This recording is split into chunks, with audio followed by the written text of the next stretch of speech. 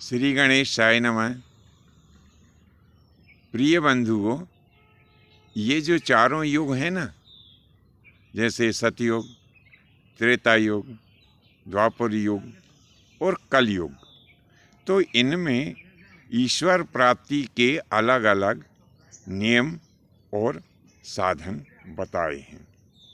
सतयुग में व्यक्ति ध्यान और तपस्या के द्वारा ईश्वर को प्राप्त करते थे, और जब भगवान प्रसन्न होकर भक्त के पास में आकर के कहते थे कि बेटा वरदान मांगो, तो उस समय भक्त जो भी वरदान भगवान से मांगते थे, उस वरदान का जो पुण्य फल होता था, यानी उस वरदान की जो पूर्ति होती थी, वह 3-4 जन्मों के बाद में वह वरदान की पूर्ति होती थी। यानी वह वरदान 3-4 जन्म के बाद में जाकर के फलीभूत होता था। अब सतयुग के बाद में फिर आता है त्रेता युग। तो त्रेता युग में मनुष्य यज्ञ करके भगवान को प्रसन्न करते थे, और भगवान जब वरदान देते थे तो उसका जो फल होता था, उस वरदान की जो पूर्ति होती थी, वो दूसरे जन्म में जाकर के वरदान सफलीभूत हुआ करता था। इसी प्रकार द्वापर युग में पूजन और दान करके भक्त लोग भगवान को प्रसन्न किया करते थे, और जब भगवान उनके ऊपर प्रसन्न होकर के दर्शन देते थे, तो उस वरदान की पूर्ति जीवन के अंतिम यानी बुढ़ापे में हुआ करती थी। बुढ़ापे में जाकर के वो वरदान सफलीभूत हुआ करता था। तो वर्तमान में चल रहा है कलयुग। इस कलयुग में ईश्वर को प्राप्त करने का केवल एक ही साधन है, और वो है भगवान के नाम का जप करना।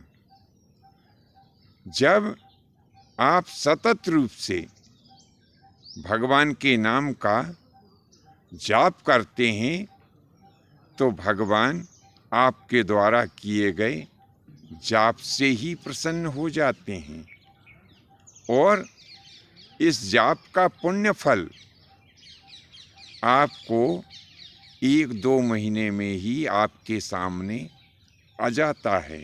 यानी भगवान जल्दी से जल्दी प्रसन्न होकर के आपके द्वारा किए गए जाप का पुण्य फल आपको 1 या 2 महीने में ही दे देते हैं।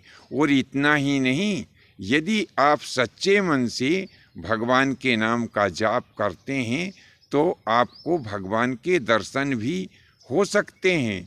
ये कलयुग में भगवान बहुत जल्दी प्रसन्न होते हैं, और नाम जाप से ही प्रसन्न हो जाते हैं। परंतु किनके ऊपर प्रसन्न होते हैं? सबके ऊपर प्रसन्न नहीं होते हैं। कुछ लोग ऐसे भी होते हैं जो मात्र दिखावे के लिए भगवान के नाम का जाप करते हैं। तो जो प्राणी दिखावे के लिए भगवान के नाम का जाप करते हैं, उनके ऊपर भैया भगवान बिल्कुल प्रसन्न नहीं होते हैं। हाँ, पक्की बात समझना। भगवान किनके ऊपर प्रसन्न होते हैं? जो मन, वचन और कर्म से ईश्वर की शरण पकड़ लेता है, जो बिल्कुल सच्चे हृदय से उनके शरणापन्न होकर के और उनके नाम का जाप करते हैं, जो कभी झूठ नहीं बोलते, जो चुगली नहीं करते हैं। ऐसे जो शुद्ध आचरण वाले भक्त होते हैं, भगवान उनके ही ऊपर प्रसन्न होते हैं। बंधुओं, यह आज की जानकारी आपको कैसी लगी? कृपा करके नीचे कमेंट्स बॉक्स में अवश्य लिखें। आज के लिए बस इतना ही। शेष फिर हम कभी दूसरे विषय के साथ में आपकी सेवा में उपस्थित होंगे। आज्ञा दीजिए। धन्यवाद। जय माता की, जय परशुराम जी की।